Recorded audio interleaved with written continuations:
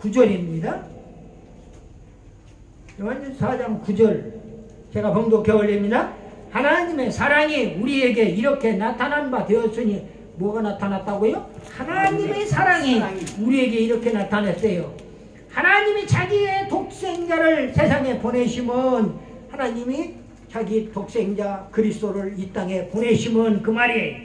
보내심은 그로 말미암아 우리를 살리려 하십니다. 우리를 살리시려고 하나님께서 몸소 자기의 독생자를 버리신 거예요. 이 땅으로. 아멘. 그 좋은 천국에서. 그래서 예수님이 십자가상에 매달려 돌아가시면서 뭐라고 합니까? 엘리 엘리 라마 사막다니 하잖아요.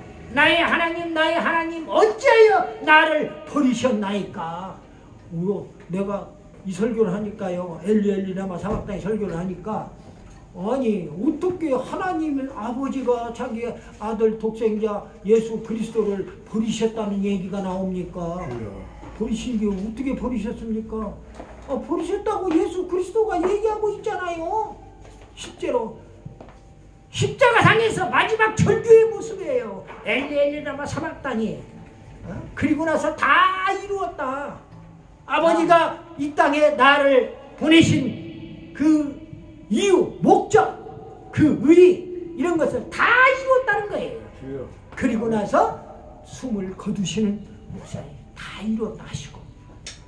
그러니까 여기에 요한일서 4장 9절에 보니까 하나님의 사랑이 우리에게 나타난 바 되었는데, 하나님이 자기의 독생자를 세상에 보내신 것은 그로 말미암아 우리를 살리려고, 우리를 죽었던 우리를 살리려고. 안 죽었는데요? 안 죽었다고 생각하는 사람은 절대로 예수 못 믿어. 아무리 똑똑하고 잘나도. 여러분들이 다 한번 생각을 해보십시오. 정부 고관 대작들, 유명한 국회의원들, 한번 국민의 국민이 낸 세금에다가 빨대 꽂아놓고 피 빨아먹듯이 빨아쳐먹는 그 국회의원들, 그 인간들 한번 생각을 해보세요. 그 사람들이 우리보다 못 배웠습니까? 우리보다 환경이 나쁩니까? 연간 수억 원씩 자기 밑에 부하들을 통해 가지고 전부 그 많은 돈을 가져가면서까지도 참 그런 것들을 보면서 우리는 너무 안타까워요. 보니까. 그래서 우리를 살리려고. 우리가 왜 죽습니까? 우리가 죽었어야 우리를 살리려 하시리라 소리 말이 맞는 건데, 우리가 죄인이니까. 죄인은 죽을 수밖에 없는 죄인이에요. 아멘. 그러니까 우리가 이미 원죄로부터, 인간론에서 말씀을 드렸어, 원죄로부터 우리는 아담 하와의 원죄로부터 우리는 죽을 죄인의 몸에 처했다 그 말이에요. 그 후손들은 다 지금 죽어가고 있잖아요. 원래는 죽지 않도록 하나님이 만드셨다고 인간을. 그런데 하나님이 조건을 하나 줬단 말이에요. 저 동산 중앙에 있는 선악을 알게 하는 나무의 실과는 따먹지 말아라. 따먹는 날에는 정령 죽으리라 하고 말씀을 주신 거예요. 그리고 그런데 그거 따먹어버렸어. 하와가 따먹고 나서 저만 먹으면 따먹고 나니까 기가 막히게 좋거든. 눈도 밝아진 것 같고 보안직도 하고 먹음직도 하고 탐스럽기도 하고 참 자기의 욕구가 만족이 되는 것을 느끼는 거예요. 그러니까 따다가 자기 신랑 영감에게 또 갖다 바치는 거예요. 그래서 아담은 그거 먹으면 죽는 줄 알아. 그러니까 아담 보고, 제가 아담의 동반 자살이라는 그런 설교를 한 적이 있어요.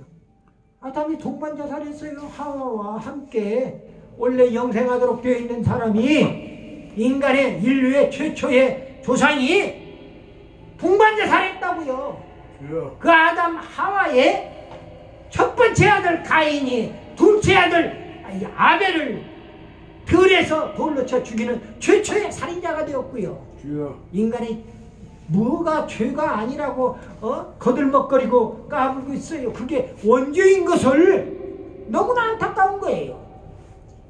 아버지. 그런데 죄로 죽을 수밖에 없는 우리를 살리시려고 하나님이 독생자 예수 그리스도를 이 땅에 보내주셨다 그 말이에요. 네. 그것도 버림이라고 하는 절차를 밟아서. 아버지. 구약의 제사장은요 그리스도의 모형입니다.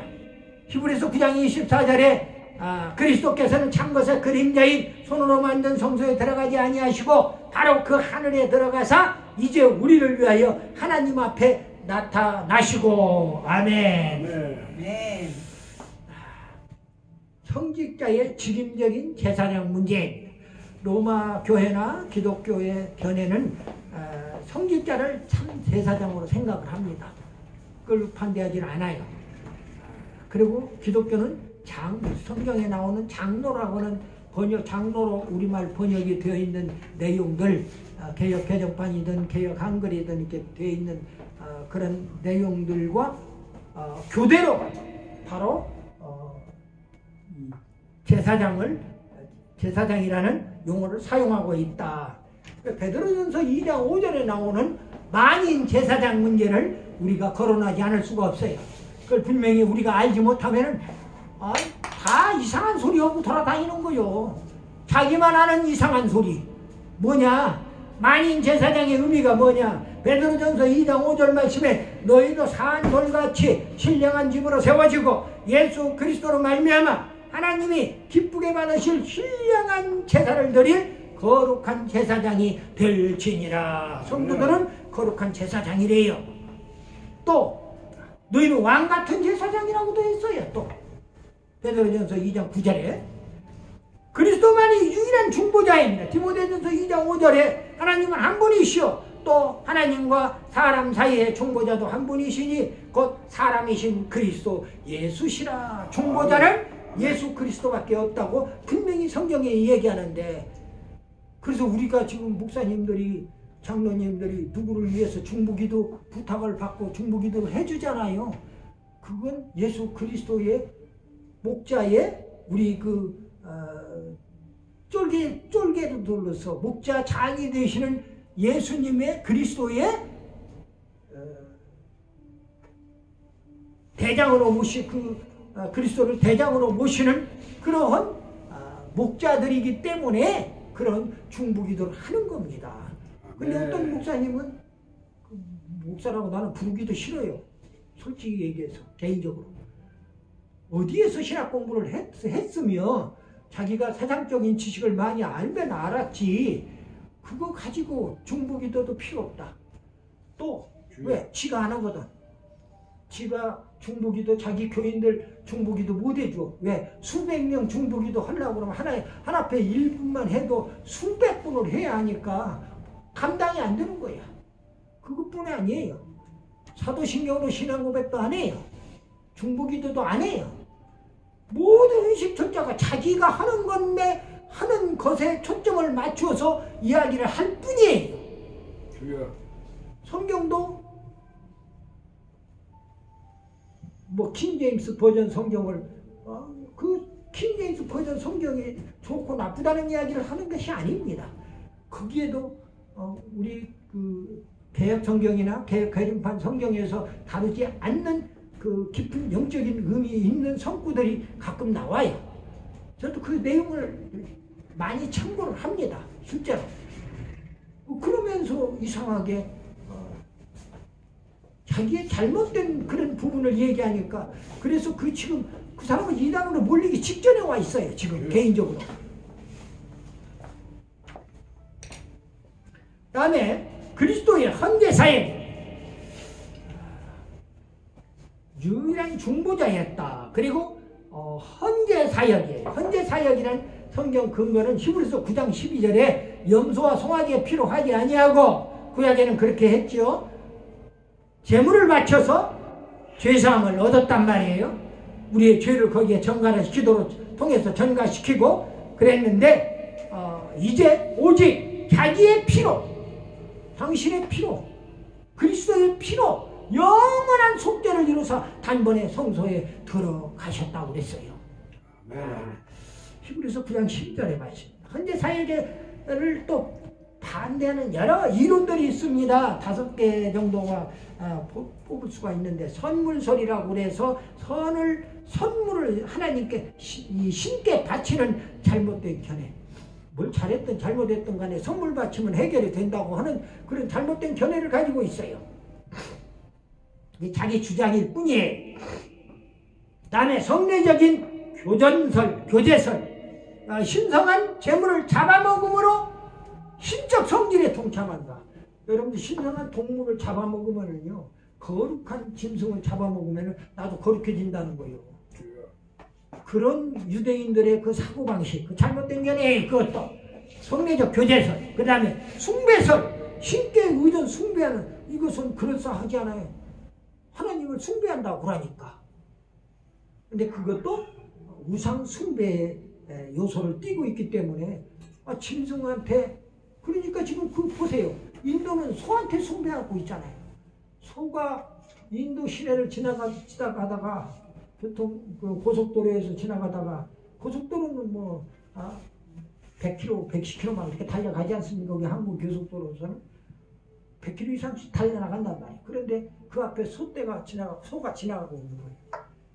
그러면은 교통순경에 어디서 나타났는지 모르게 소떼 보호하는 그런 교통순경이 있는가 봐. 와가지고서는 다 천천히 가라는 거예요. 다 신호하면서 천천히 가라는 거예요. 보자, 이거 우리가 신으로 섬기는 신성한 소가 지나가고 있는데 어디 빵빵거리고 비키라고 있을 수가 없다는 거예요. 이게 잘못된 거예요. 이게 그 신께 의존 숭배의 잘못된 견해 대표적인 얘기들이, 예를 들어 숭배설, 이것도 잘못됐고요. 다음에 상징설, 신과 회복된 교제 상징의 잘못된 견해. 다음에 이제 마지막으로 속죄설이 나오는, 동물을 죽이는 일은 죄사함에 있다는 올바른 주장이에요. 여러분들, 왜 동물을 죽여야 사람이 죄가 없어집니까? 논리적으로는 그걸 합당하게 설명할 근거가 없어요. 짐승이 나를 대신해서 죽는다? 있을 수 없는 거예요. 짐승도 생명이 있고 인간도 생명이 있는데. 그럼에도 불구하고 그게 옳다고 지금까지 주장해 왔어요. 또 구약에서 그렇게 해왔어요. 그게 이스라엘, 유대, 팔레스타인의 문화예요. 그게 관습이란 말이에요. 근데 그걸 아니라고, 뭐하고 똑같냐면요, 여기 있는 그 강 목사한테 네 이름이 왜 희주이냐 하고 물어보는 거하고 똑같은 거예요. 목사님한테 당신 이름이 왜 해필 형수요? 하고 이야기하면은 그걸 따질 수가 없는 거예요. 고유명사이기 때문에. 이미 수천 년 동안 그렇게 문화가 그렇게 형성되어 왔어요. 그 문화권에 하나님이 말씀을 주신 거기 때문에 이 말씀을 드리는 거예요. 지금 그 문화가 잘못됐다, 잘됐다는 것은 참 그만두래도 말이에요. 창세기 8장을 한번 볼까요? 노아의 문제가 나옵니다. 창세기 8장에 창세기 8장 20절을 봅니다. 합독합니다. 창세기 8장 20절. 아멘. 노아가 여호와께 제단을 쌓고 모든 정결한 짐승과 모든 정결한 새 중에서 제물을 취하여 번제로 제단에 드렸더니 여호와께서 그 향기를 받으시고 그 중심에 이르시되 내가 다시는 사람으로 말미암아 땅을 저주하지 아니하리니 이는 사람의 마음이 계획하는 바가 어려서부터 악함이라 내가 전에 행한 것 같이 모든 생물을 다시 멸하지 아니하리니 그랬어. 이게 무슨 얘기냐? 노아가 나와가지고 노아 방주에서 홍수를 만나서 다 나와가지고 번제물을 바치는 겁니다. 여기에 노아가 정결한 짐승과 모든 정결한 새 중에서 제물을 취하여 번제로 제단에 드렸다는 얘기가 나와요. 그걸 받으시는 하나님이에요. 무슨 얘기냐? 그게 그 제물 바치는 건 너희들 죄를 사해 주려고 정결한 짐승, 정결한 새, 그 제물 삼아서 바친 그거 하나님이 받으셨단 말입니다. 아멘. 뭐 그거 가지고 매주알 고주알 따질 것이 어때요? 네 문화가 옳고 여러분들 지금 우리 한국에 개고기 못 먹게 하는 지금 이런 문제가 저기 법적으로 어쩌고 저쩌고 지금 얘기가 나오고 있는 것 같아요. 그러면은 고기 못 먹게 하려면 소고기, 돼지고기도 못 먹게 해야죠. 양고기도 못 먹게 해야죠. 다른 나라 칠면조, 팔면조도 못 먹게 해야죠. 전 세계 모든 백성이 동물 주식을 못하도록 만들어야 할 거 아닙니까? 이런 문제들이 나와요. 노아와 욥의 제사가 욥기 1장 5절에 보면은 욥도 아예 자기 아들 하나 한 사람을 위해서 욥기 한번 찾아보세요. 욥기 1장 5절에 10남매를 위해서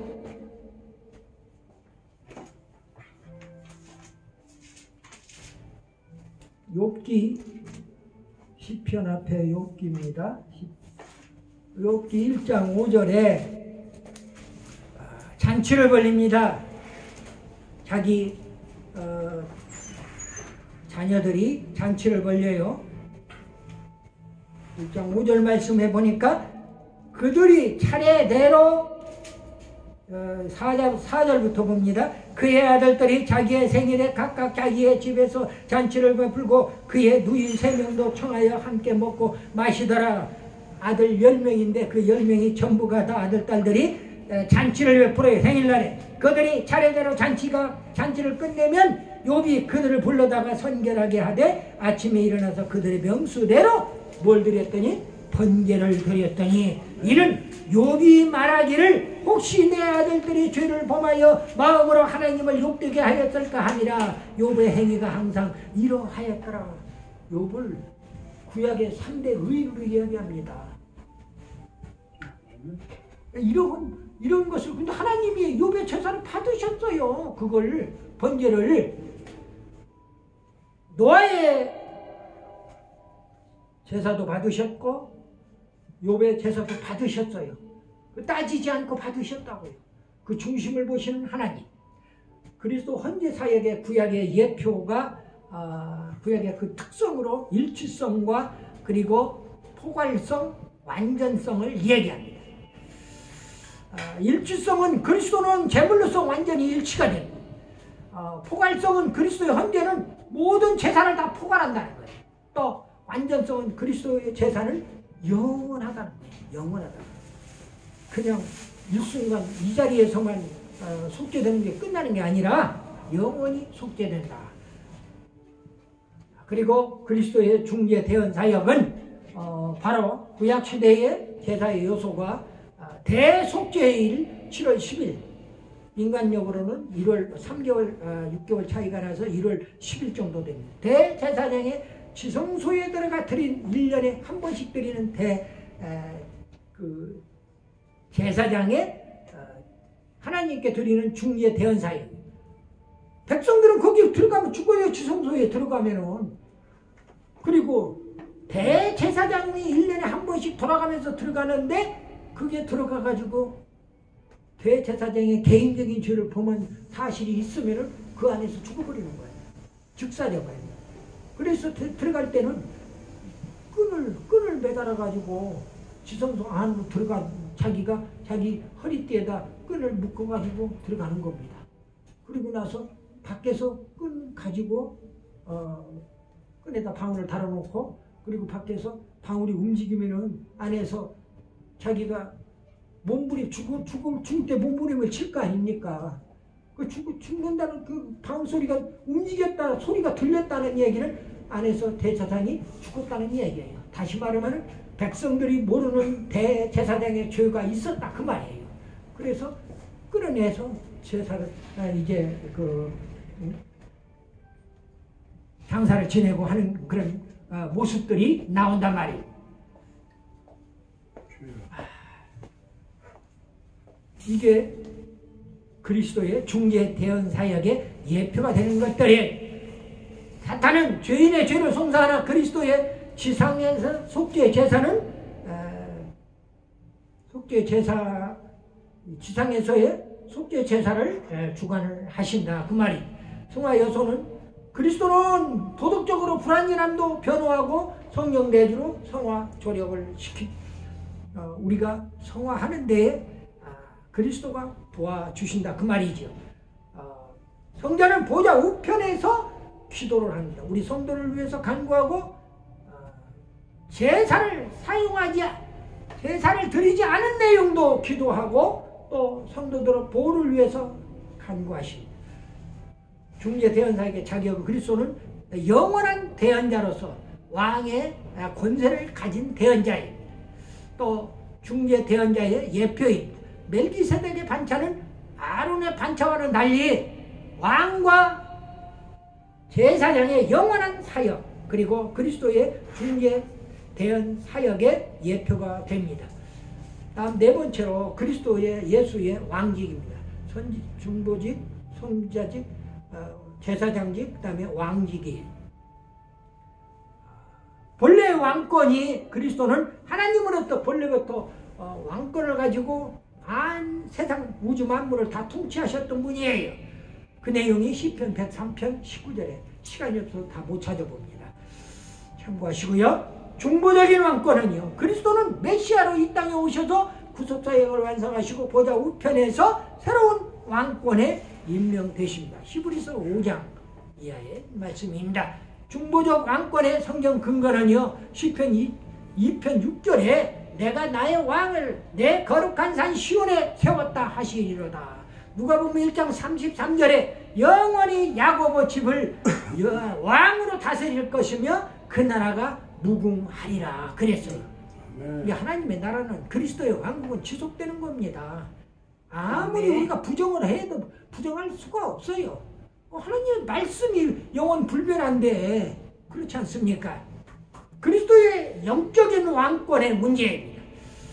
영적인 왕권은요, 은혜의 왕권이라고도 하는데 선민 구원 완성을 위해서 통치권 그리고 영적 왕이신 그리스도는 성령 안의 율법과 복음의 객관적인 요소와 성령 역사의 주관적 요소로 통치하십니다. 영적인 왕국은 현재적 왕국으로 시작해서 미래적 왕국 건설로 완성이 됩니다. 그리스도의 우주적인 왕권은 마태복음 28장 18절에 예수께서 나와 일러 가라사대 하늘과 땅의 모든 권세를 내게 주셨다 그랬어요. 우주적인 왕권의 성질이 보편성과 교회적 유의성이 있습니다. 또 우주적 왕권의 기간은 시작은 태초에 그리고 끝은 하나님께 바쳐줄 때입니다. 고린도전서 15장 24절 말씀을 찾고 말씀을 끝냅니다. 고린도전서 15장 부활장입니다. 고린도전서 15장